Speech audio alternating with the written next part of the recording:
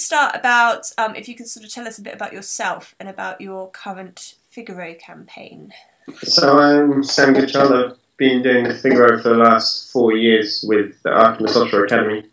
The last 2 years I did it on my own, and last year with a team called Team Plymouth, which was a group of Plymouth companies that came together all to help me get to the start line and have a local boat on the start of the race, which went into Plymouth for the first, well, it came to the UK for the first time in 10 years and into Plymouth for the first time ever, which ended up working out really well actually, and was a great way to get me on the start line and Plymouth on the map, so no, it was great. Brilliant. Oh, good stuff. And how did you get into short-handed offshore racing? I always lived on a boat growing up with my family, so from that I was always into sailing and into not just the out-and-out racing, but the looking after the boat as well. And then I remember following on the boat, following through magazines, so very late news for a few months after it actually happened.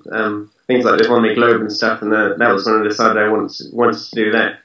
And then I finally actually moved back to the UK, and from there I just kind of did everything I could to get sailing and get offshore experience. And then my big opportunity in short-handed and single-handed came in 2010 with the Artemis Offshore Academy.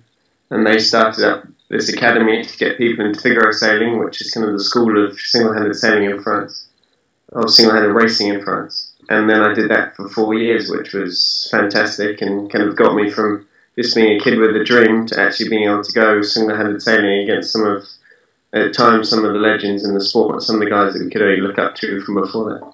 You grew up in Falmouth, didn't you? Is that correct? I grew up living around a lot, but always kind of coming back to Falmouth. Came back here, lived here for a while, then went out living on a boat for 7 or 8 years, and now based back here now. So what appeals to you most about sort of being alone at sea? Because I think a lot of people would find that quite intimidating.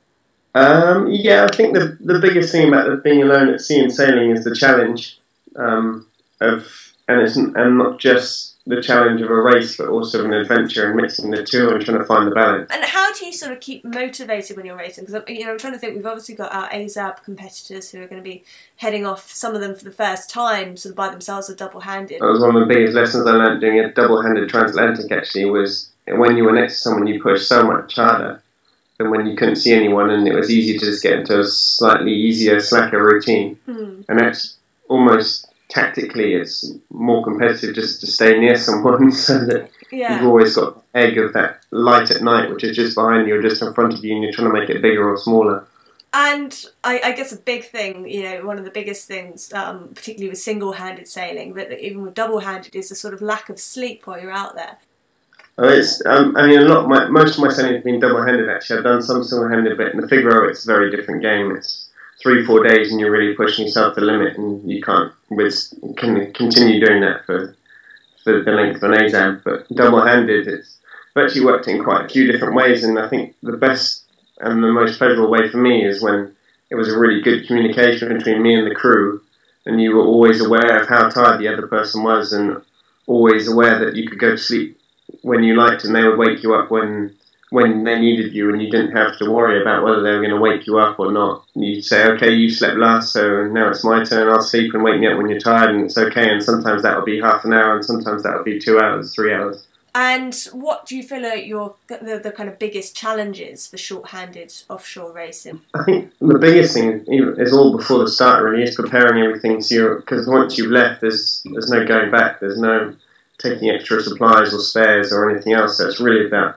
making sure you're ready for everything once you've left the dock, and that starts from as early in advance as you can make it happen, really. The more planned you can be, and the more scenarios you can think of, as gruesome as you can think of them, the better, really. Brilliant. So what has been your sort of scariest or most challenging scenario that you've been through?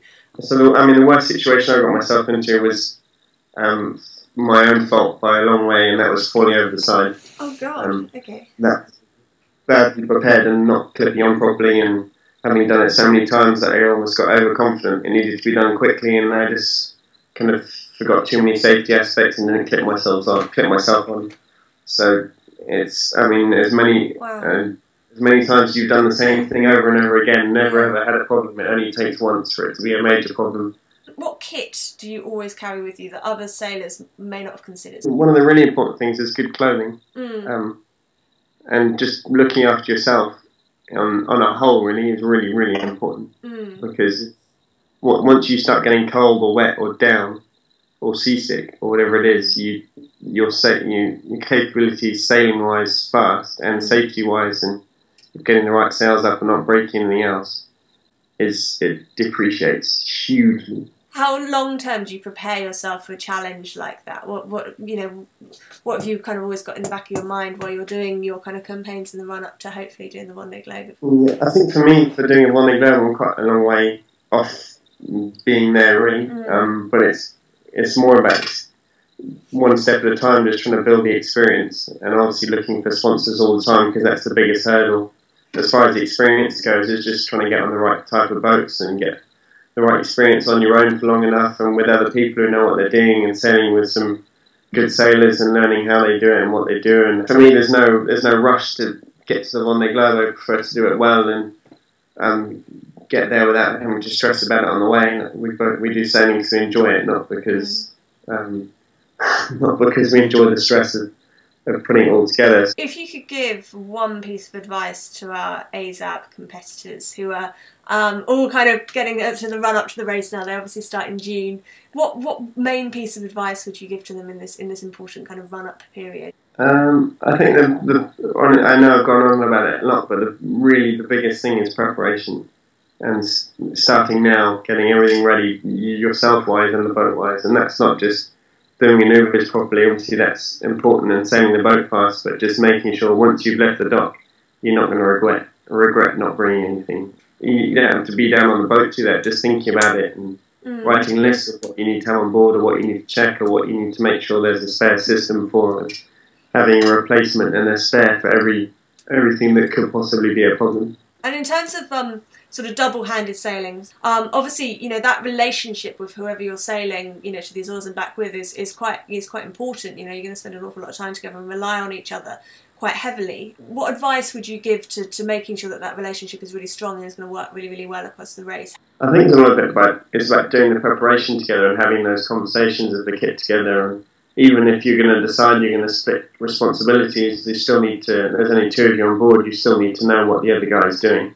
So really about sharing those responsibilities together and knowing what's on board, where it is, how it's going to work, what the thought process is behind every decision, and why you've taken what you have taken or not taken. You don't need to try and force a friendship, but just make sure you know what the other person's thinking. So, is there anything else you want to add to tell our competitors before the start of the race next June? Just a big good luck to everyone and have a great race. I'll be following from wherever I am, and hopefully I'll be able to join you on the start line one day. It looks like a fun race, which I've never had a chance to do. So have a good race and see you in Palma. Brilliant. Well, that's been really, really helpful, and it's been great talking to you. So thank you very much, Sam Goodchild. Yeah, no problem. Thanks a lot.